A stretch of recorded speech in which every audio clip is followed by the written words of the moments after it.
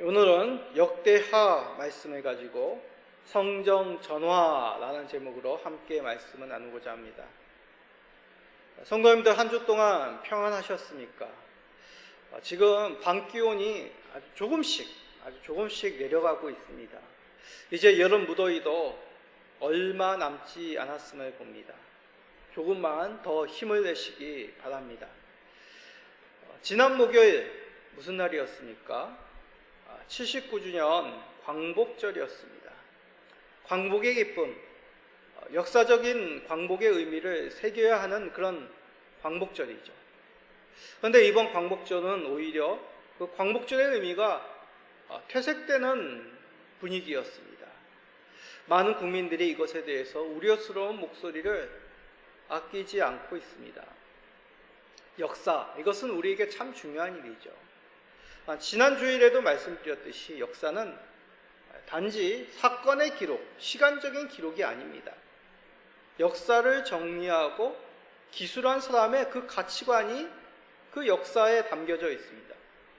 어떤 특정한 가치관을 가진 사람이 역사를 기록하면 그 사람이 가진 그 가치관이 이 역사 기록물에 남기게 됩니다. 그러기에 국가적으로 역사를 다루는 사람은 앞으로 국가가 나아갈 방향에 맞는 역사관을 가진 사람이 그 자리를 임명되는 것이 맞습니다. 그러면 우리는 하나님 나라의 시민으로서 그 하나님 시민다운 역사관을 가지고 있습니까? 우리가 성경 66권을 살피면서 우리가 지금 구약 역사서를 살피고 있습니다. 지난주일 우리가 역대기 상의 말씀을 살피면서 하나님 중심적인 역사관을 가져야 된다라고 말씀을 드렸습니다. 오늘은 역대기의 두 번째, 역대기 하를 살펴보겠습니다. 근데 말씀들이 많이 중복이 될 수 있으니 오늘 말씀은 인물 중심적으로 살펴보겠습니다. 그러기에 우리가 이 역대기의 말씀을 들여다보면서 이 역대기는 열왕기와는 달리 어떤 역사적, 사건적인 기록이 아니라 성정 중심적인 말씀이라고 하였습니다. 물론 열왕기서나 역대기서나 하나님께서 세상을 주관하신 그 하나님의 중심이 됨을 말씀합니다.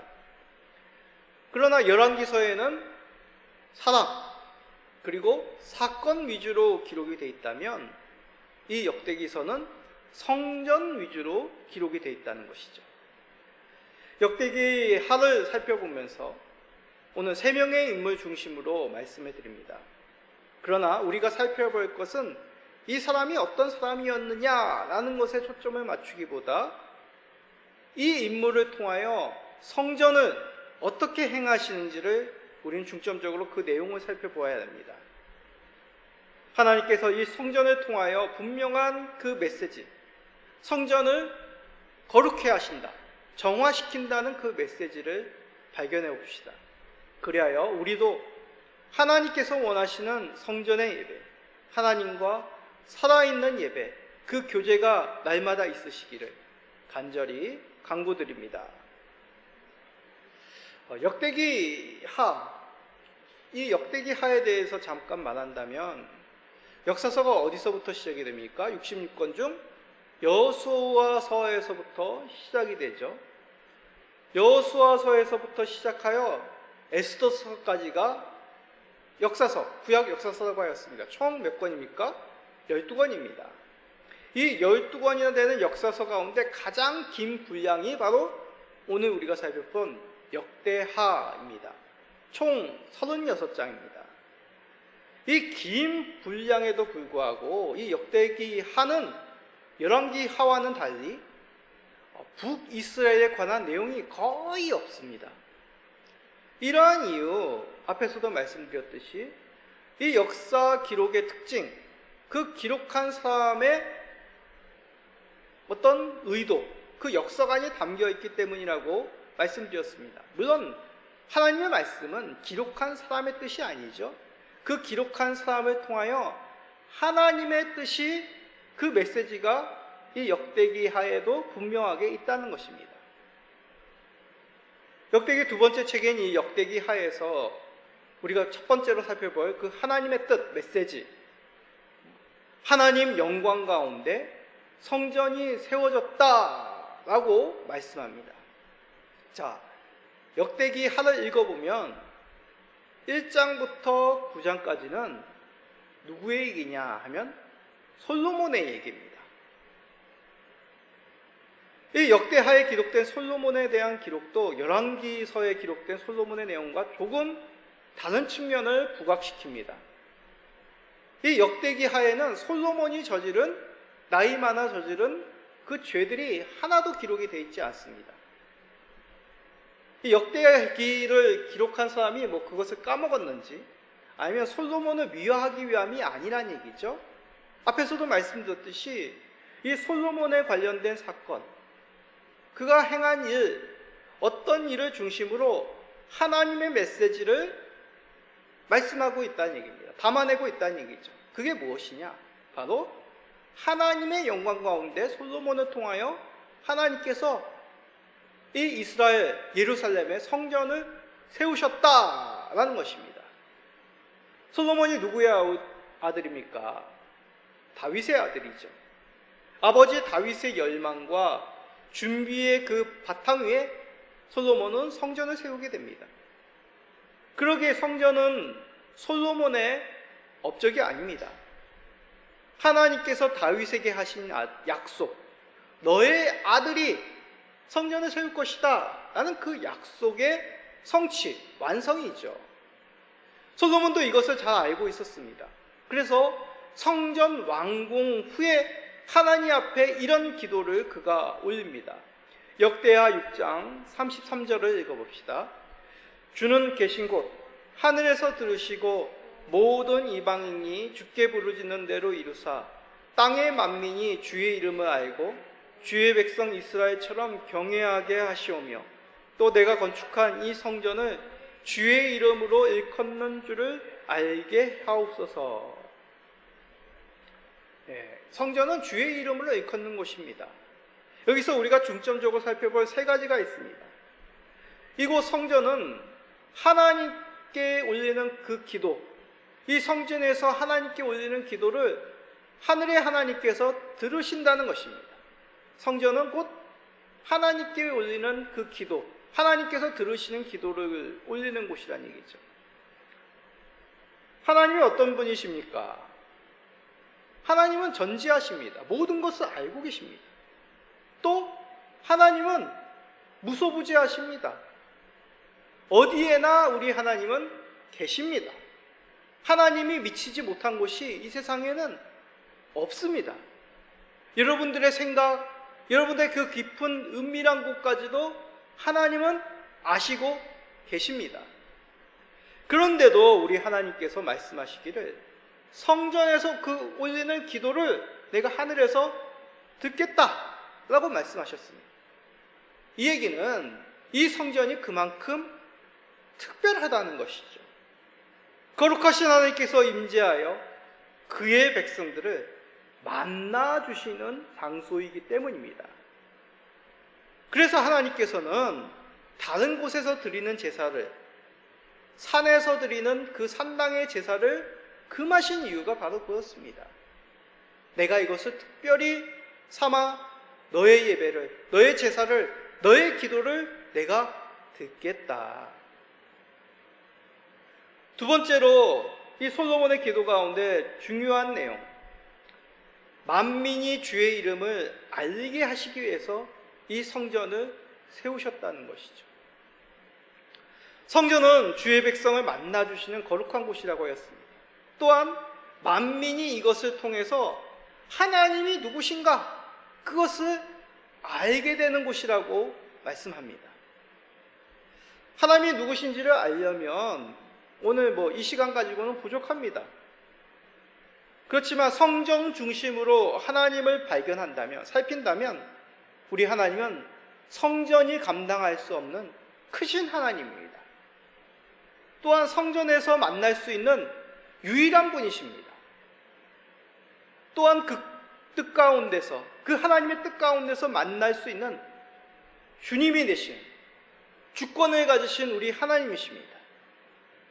또한 성전에서 만나는 그 하나님은 약속을 신실하게 응답하신 신실하신 하나님이시죠. 또한 성전에서 만나는 하나님, 거룩하지 않은 것을 정화시키는 거룩하신 우리 하나님이십니다. 또한 우리 하나님은 연약한 주의 백성을 만나주시는, 그 죄 많은 우리들을 만나주시는 인애가 풍성하신 하나님이시죠. 이렇듯 성전에서 만나는 그 하나님, 성전을 통하여 우리 하나님은 크신 하나님이요, 또한 주권이 가르신 유일하신 하나님이요, 거룩하신 하나님, 신실하신 하나님, 인애가 풍성하신 하나님을 이 성전을 통하여 알게 된다는 것입니다. 세 번째로, 이 솔로몬의 성전 기도 가운데 하나님은 경배받으시는 하나님임을 말씀합니다. 자, 앞에서 말씀드렸신 성전을 통하여 우리 하나님은 이런 분이야 라는 것을 알게 되면 그 다음의 반응, 자연스럽게 하나님을 경배하는 것이죠. 우리가 보통 일상에서 아주 높은 분, 내가 존경하고 사랑하는 분을 만나면 어떻게 합니까? 자연스럽게 고개가 숙여집니다. 존경하는 마음을 품고 그를 바라보게 되죠. 마찬가지입니다. 하나님을 만나게 될 때, 하나님을 알게 될 때 우리는 낮아질 수밖에 없고 하나님을 높일 수밖에 없는 경배에 이르게 되는 것이죠. 이 경배함을 통하여 하나님의 영광에 참여하는 은혜를 이 성전에서 누리게 되는 것입니다. 그리하여 솔로몬이 성전을 하나님께 봉헌하며 올린 이 기도 속에서 우리는 하나님이 어떠한 분인지를 알게 되고 하나님께 나아가며 또한 하나님을 경배함으로 높임으로 말미암아 그 영광에 참여하게 됩니다. 이 솔로몬의 기도 후 그 하나님의 영광이 성전에 가득하게 되었다라고 말씀합니다. 역대하 7장 1절입니다.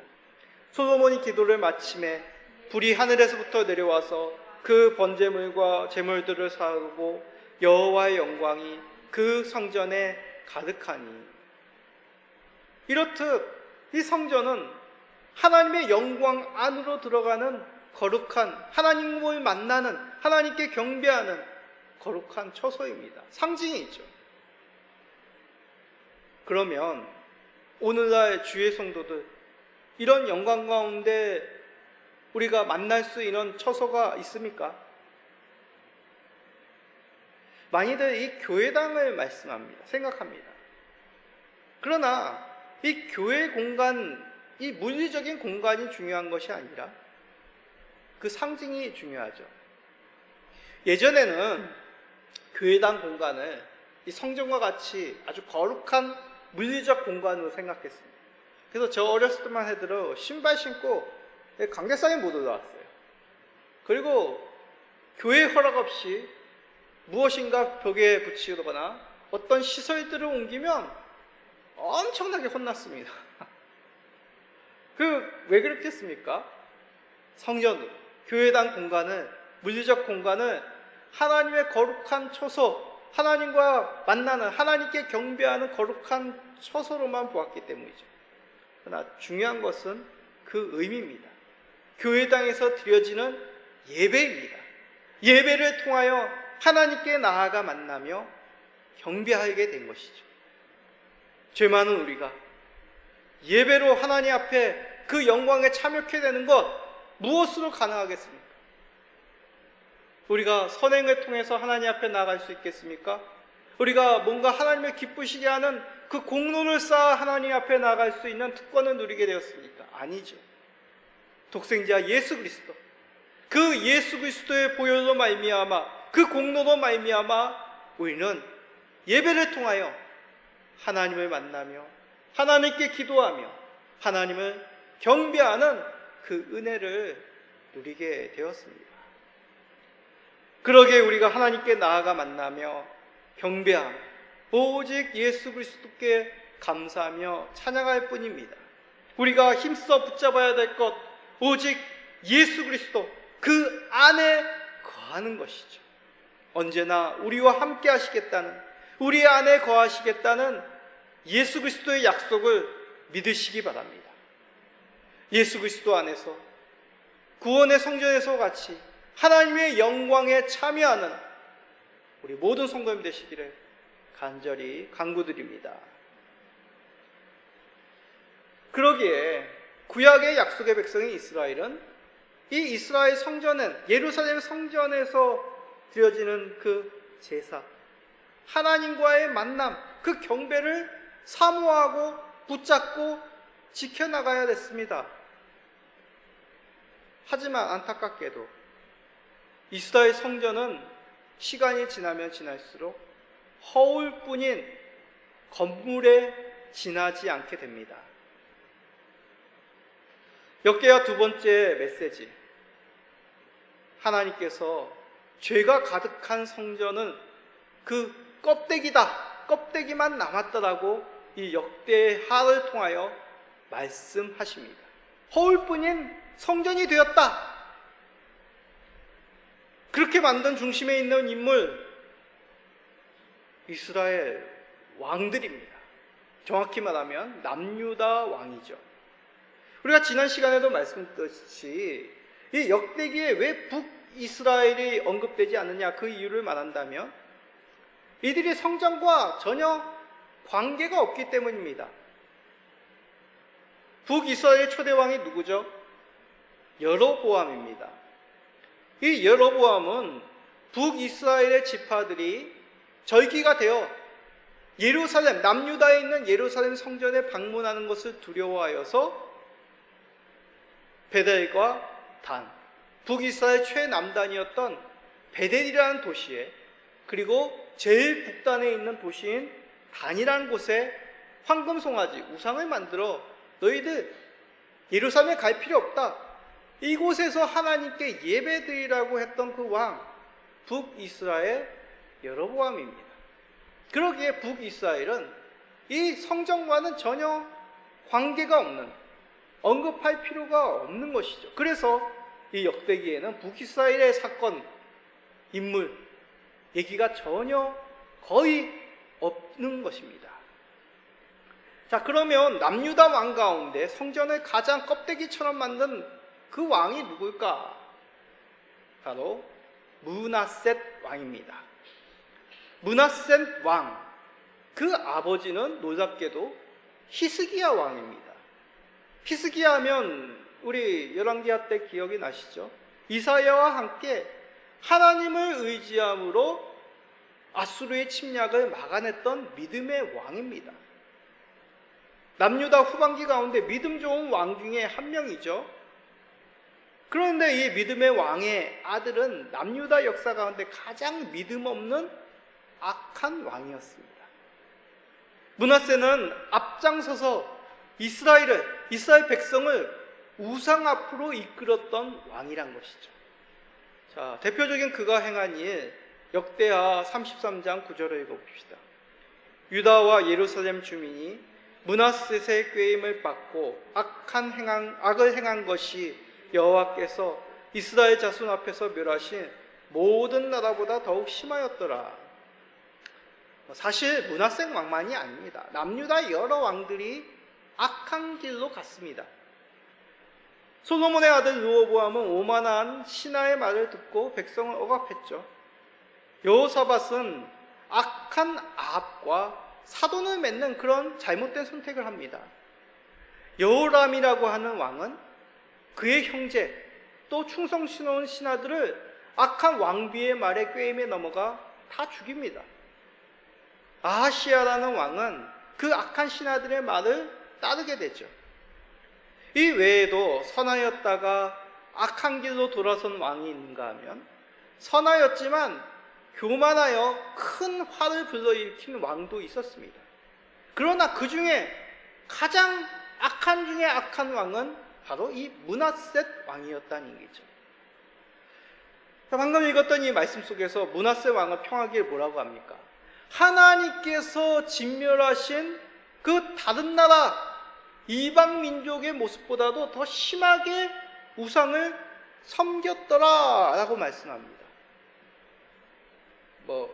세상에 그런 말이 있죠. 심술이 심한 사람을 가리켜 뭐라고 합니까? 누가 와도 이 사람 만나고 울겠다. 그 심술에 울겠다. 뭐 이런 우스갯말을 합니다. 므낫세 왕이 그랬다는 것이죠. 다른 이민족들의 왕이 와도 이 므낫셋을 보고 울겠다는 것입니다. 열렬히 자기보다도 우상을 더 잘 섬기기 때문에. 그가 행한 그 악한 우상을 섬기는 모습 구체적으로 봅시다. 역대하 33장 6절입니다.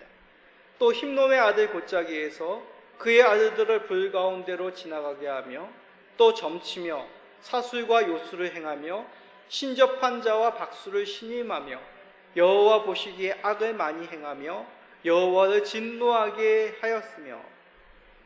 이 므낫세는 아버지 히스기야라고 했죠. 히스기야 왕이 허물었던 그 우상을 다시 세웁니다. 그리고 자신의 아들을 인신공양, 우상의 제물로 바칩니다. 상상이 안 되시죠? 뿐만 아닙니다. 점과 사술, 악한 술법, 지금의 샤먼이라고 하겠죠. 그 무당을 신임합니다. 더 나아가 우상을 예루살렘 성전에 그 안에 세워버립니다. 자, 이것을 오늘날의 말로 따진다면 이런 거죠. 이 교회당 안에 우상을 만듭니다. 예배 가운데 하나님이 아니라 다른 신의 이름을 부릅니다. 시시때때로 점집에 찾아가 점을 보고 무당을 불러서 구슬해버립니다. 이게 바로 므낫셋이 한 행동이란 것이죠. 자, 이런 모습에 대해서 살아계신 하나님께서 어떻게 하셔야 되는 것이 맞다 생각하십니까? 징계해야 되겠죠. 징계하여 그를 돌이켜야 됩니다. 회개케 해야 됩니다. 하나님께서는 거듭 선지자를 보내어 그에게 말씀하시죠. 경고하십니다. 그러나 사람이 말을 듣습니까? 안 듣습니다. 듣지 않습니다. 그러자 하나님께서는 므낫세가 섬겼던 그 아수르, 우상을 만들었다고 했죠. 아수르에 가서 그 우상을 가져옵니다. 그 모양을 본떠 가져옵니다. 그런데 그 아수르에게 배반당하여 침략당합니다. 그리고 자기가 그 아수르의 포로로 끌려가게 되죠. 얼마나 어리석고 비참하게 됩니까? 자, 그러자 므낫셋은 그제서야 하나님을 찾습니다. 역대하 33장 12절에서 13절입니다.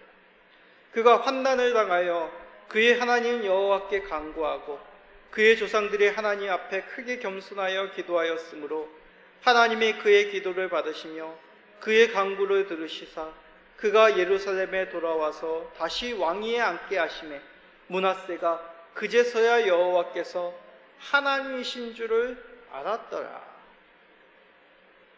많은 경우 사람은 큰 어려움을 당해봐야지 그제서야 깨닫는 경향들이 많습니다.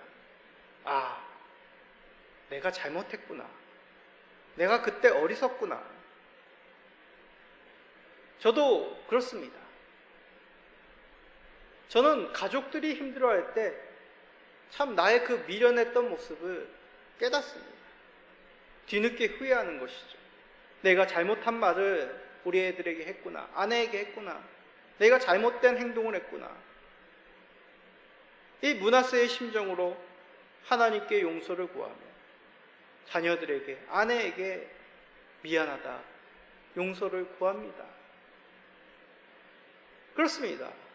환난이 닥쳐봐야 정말 하나님 앞에서 무엇이 잘못되었는지를, 하나님을 다시 찾는 그 믿음을 세울 수 있는 게 우리 연약한 모습입니다. 므낫세는 누구보다도 하나님의 성전을 더럽힌 왕이지만 징계를 당함으로 하나님을 다시 찾으며 자신의 잘못을 뉘우치는 그 회개의 왕으로 거듭나게 됩니다. 하나님의 은혜로 므낫셋은 하나님의 은혜로 이 포로에 풀려나게 되지만 안타깝게도 멸망으로 달려가는 남유다의 죄악을 멈출 수는 없는 것이죠. 므낫세를 대표한 이스라엘의 배교, 결말은 남유다의 멸망입니다. 남유다가 멸망했다는 얘기는 무슨 말이겠습니까? 성전도 무너졌다는 얘기죠. 시드기야 왕 때 바벨론 느부갓네살에 의해 남유다 예루살렘은 무너지게 되고 성전도 함께 무너지게 됩니다. 성벽과 성전은 불태워지고 사람들은 죽임을 당하며 살아남은 자들은 바벨론의 포로로 끌려가게 되죠. 그 암담한 내용, 역대하 36장 19, 20절입니다. 또 하나님의 전을 불사르며 예루살렘 성벽을 헐며 그들의 모든 궁실을 불사르며 그들의 모든 귀한 그릇들을 부수고 칼에서 살아남은 자를 그가 바벨론으로 사로잡아가매 우리가 거기서 갈대아 왕과 그의 자손의 노예가 되어 바사국이 통치할 때까지 이르니라. 눈을 감고 한번 보십시오. 생각해 보십시오. 영화 장면을 생각하며 이 장면을 생각해 보십시오. 얼마나 비참하고 얼마나 끔찍하겠습니까?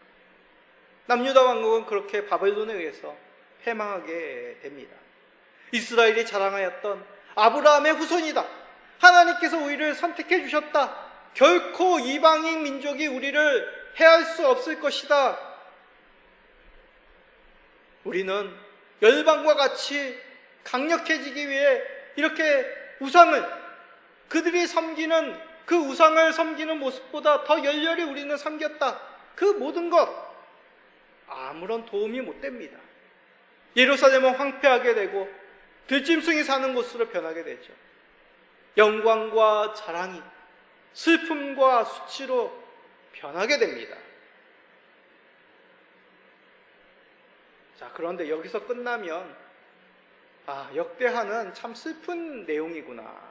죄악을 범한 자들에 대한 하나님의 무서운 징계이구나로 끝날 수 있습니다. 근데 이것으로 끝나는 것만 아니라 성전이 무너졌기 때문에 오늘날 우리와는 아무런 옛날에 그냥 그냥 암담한 내용이구나, 성전은 그렇구나 라고 끝나게 됩니다. 근데 20절 말씀을 자세히 보십시오. 끝에 말씀에 뭐라고 기록이 되어 있습니까? 언제까지 노예 생활이 이루어졌다고요? 바사국이 통치할 때까지라고 합니다. 바사가 뭡니까? 이게 옛날 그렇죠. 옛날 국가의 이름을 한문으로 풀다 보니까 이런 발음이 나오게 됩니다. 페르시아입니다.